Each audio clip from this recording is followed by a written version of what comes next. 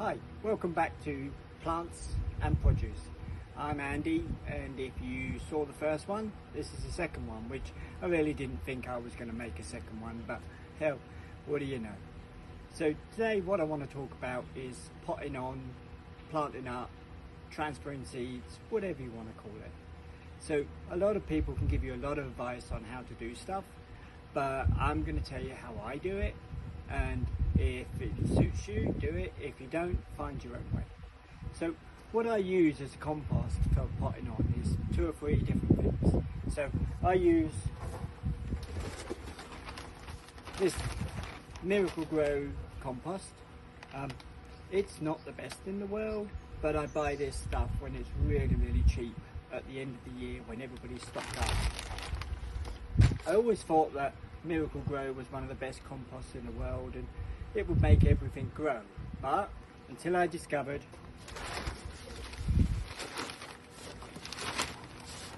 this stuff. Now I can't get this around here, and so I buy it online, and I can actually buy these bags online and delivered cheaper than I can actually buy the Marigolds stuff around here. It comes in sort of 20-litre bags or compact bags, whatever you want, but it is superior to everything else I've ever tried. So apparently my daughter has now worked out that if you video sideways you get a better picture than you do if you video upside down or video up straightways. So way to go for the intelligence level of my daughter. It took 2 videos to work out this. But hey, what are you going to do? She's 16. So a couple of things I wanted to talk about is what pots to use, what pineapple. So what I use, as I said before, is the Marigolds, and I also use the Pro Mix and make a mixture, and then I add some of this bone meal in just to give the plants a really good start when they get going and get the root system going. Doesn't have to be this bone meal. I've got 2 or 3 different types, but again, I wait till winter time till I buy this, so it comes out really cheap. A lot of stuff that people are using right now is paper pots because they're eco-friendly and they work really well. Well, I've made a load of paper pots and I will continue to make paper pots, but don't believe that they're eco-friendly and cheap to make, because if you make these paper pots, the quickest that I can make them out of is in 30 seconds I can make one of these. And I'm not going to show you how to make them because there's hundreds of videos out there on how to make round and square paper pots. But what I will let you know is, when I first started, I was using this type of stuff. It's Carter's from our local supermarket flyer. The mistake I made with this is, it ends up with pots this size, which you waste a lot of soil if you end up using these size pots. Then I went down to Dollar General and picked up some of those flyers, which are much smaller, make little pots like this, which are fantastic. They work extremely well. But again, the fastest I can make these is 1 every 30 seconds, and that's really holding it. It's likely to take anybody that hasn't done a lot of these a lot longer. So 1 every 30 seconds is still costing you close to $15 an hour. If you can make 120 in a thing, so that's $12 an hour you're working for. What I did find is these.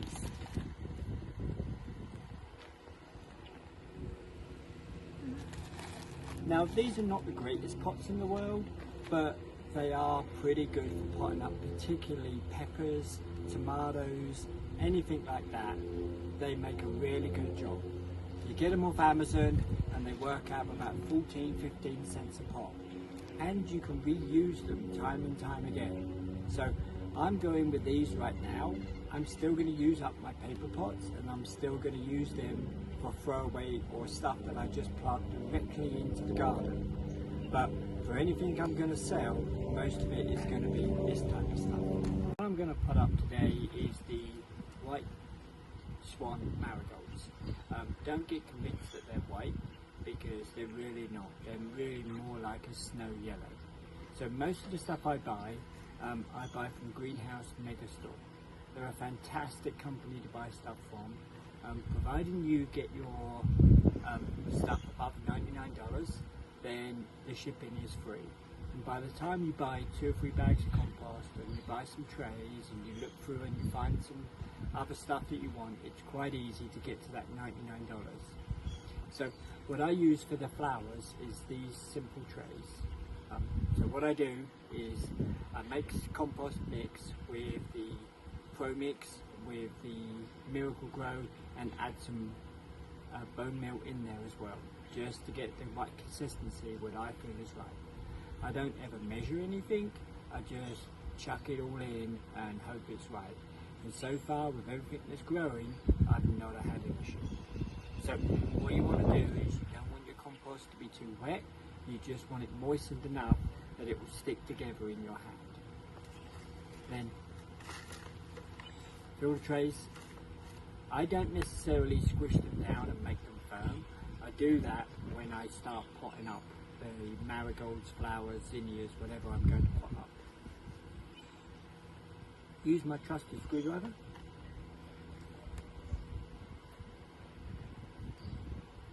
Take out a plug, and then I gently separate the roots out. Make a hole. That's at the point where I will squish the plant down and make sure that it's really firm in there. Take another one, squish it down, and make sure it's nice and firm in there. One of the worst things you can do with plants is allow the roots to have a lot of air around them. This will hinder their growth. It won't necessarily kill them, no matter what anybody tells you, but what it will do is it will hinder their growth.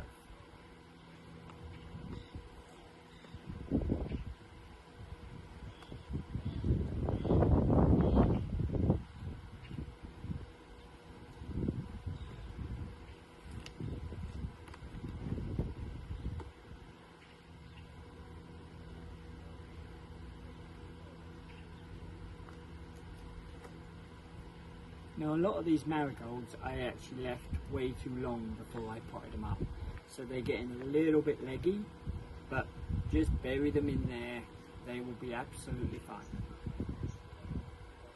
So watching people pot up plants is pretty boring. I mean, there isn't really a lot to it. Take a plant seedling, make a hole, put it in the hole, bury it, put it in there.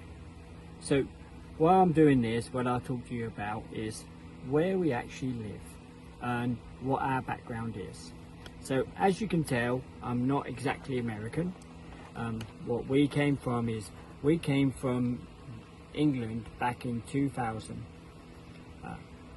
We decided to come over here. Farming is what I do for a living. Mostly hog farming is what I do. I work for a fantastic company which I worked for 8 to 10 years when I first came over here, and then after that we moved to New Zealand, where most of my children still reside, until 6 years ago we decided that it was such a great company I worked for that we would come back to Oklahoma and continue working for this company. It had way more prospects than what we had in New Zealand or even Australia. So where do we live?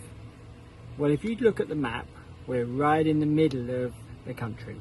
So if you look at the Oklahoma part that has the little panhandle stuck out the side, then that's about where we live, right there.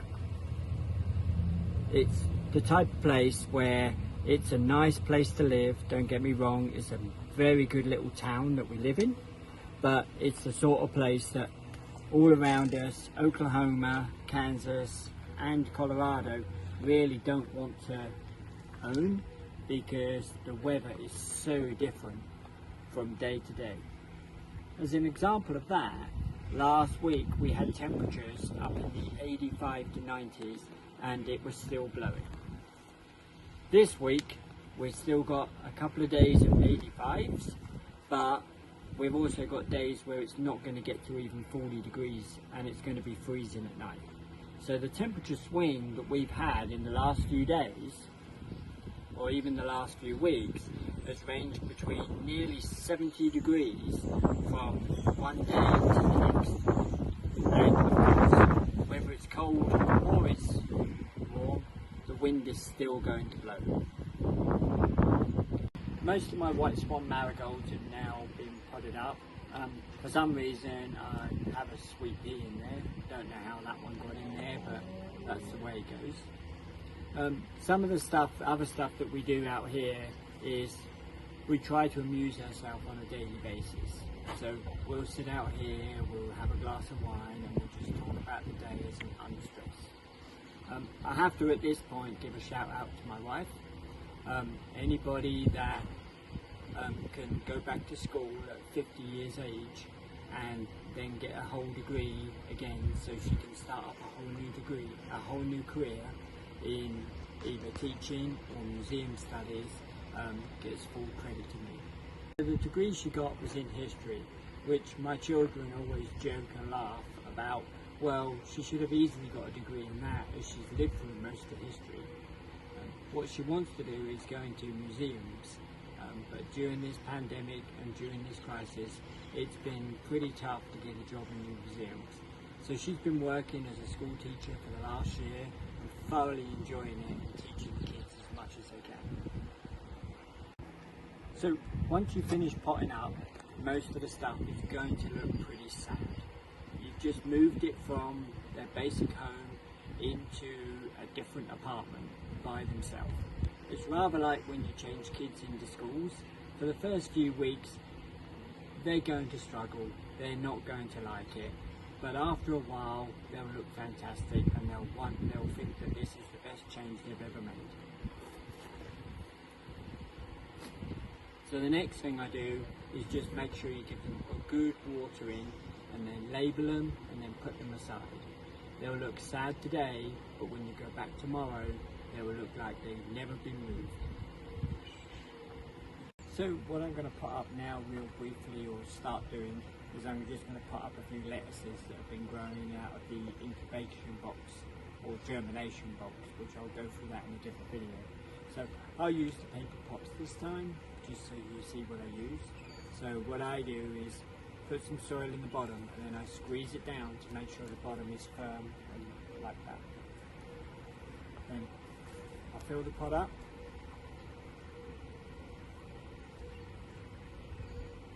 scoop the lettuces out and then gently part them.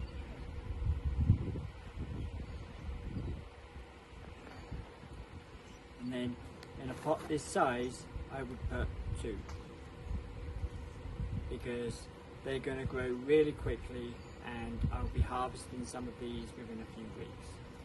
So I'm going to carry on doing this, but what I would like to say, if you have any questions or comments, put it down in the section. I can't guarantee that I'm going to answer them, but I will try. So if you have any questions on gardening or what I'm doing, then ask them. If you have any questions on history, then ask them and my wife will surely answer those. And particularly if you have any questions on Japanese anime, then obviously ask my daughter, because that's the thing that she's into at the moment. So from this point on, my daughter will take some pictures of the white gold marigolds, how they come out, and you'll see just exactly how beautiful they actually look, even though they're not technically white. Well, I'm going to sign off now, and maybe we'll do another one of these.